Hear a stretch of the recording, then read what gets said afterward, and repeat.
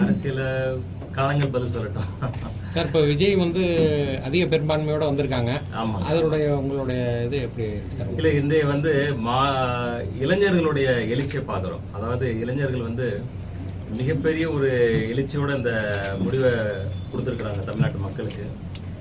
அதாவது நம்ம ஜல்லிக்கட்டுலேயும் பார்த்தோம், ஜல்லிக்கட்டுலேயும் அவங்களுடைய எழுச்சி அங்கே ஆரம்பமாச்சு. அதனுடைய கண்டினியூஷன் தான் இன்னைக்கு வந்து இந்த ஆட்சி மாற்றத்தை மிகப்பெரிய எழுச்சி அந்த இளைஞர்கள் தான். அதாவது இன்னைக்கு புதுசாக ஓட்டு போட்ட இளைஞர்களாகட்டும் ஒரு பெரிய மாற்றத்தை எழுச்சியை உண்டாக்கியிருக்காங்க. அவங்களுடைய எதிர்பார்ப்பு எனக்கு தெரிஞ்சு அவங்கள வந்து ஒரு ஊழலற்ற ஒரு ஆட்சியும் ஒரு நல்ல ஒரு வேலை வாய்ப்பு, அதாவது மக்கள் பணம் மக்கள்கிட்டே இருக்கணும், வரிகளை குறைச்சி கவர்மெண்ட் செலவை குறைச்சிக்கிட்டு மக்கள் பணம் மக்கள்கிட்டே இருந்து அப்படி ஒரு ஆட்சி அமைஞ்சதுன்னா மக்களுக்கு, மாணவர்களுக்கு எல்லாருக்குமே ஒரு சந்தோஷமான ஒரு வாழ்க்கையை கொடுக்கணும்னு நினைக்கிறேன். இதுக்கு முன்னாடி இந்த ஆட்சி சரியா இல்லைங்கிறீங்க? இல்ல, இந்த எழுச்சி தானே பாக்குறோம்.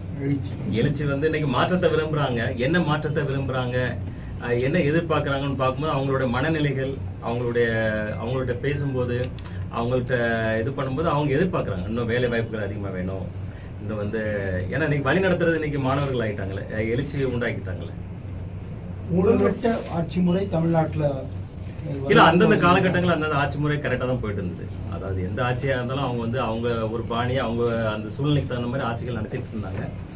இந்திய எதிர்பார்ப்பு வேற மாதிரி இருக்கு. இந்திய முறையினருடைய எதிர்பார்ப்பு அதிகமா இருக்கு. அவங்க வந்து முற்றிலும் ஆட்சி ஒரு இதுவரைக்கும் நடக்காத ஒரு சரித்திர எழுச்சி உண்டாக்கிட்டாங்க இல்லையா. ஸோ அப்போ வந்து அவங்களுக்கு என்ன எதிர்பார்க்குறாங்கன்றமோ அவங்களோட பேசும்போது அவங்களுடைய எதிர்பார்ப்பை தான் நம்ம பிரதிபலிக்கிறோம்.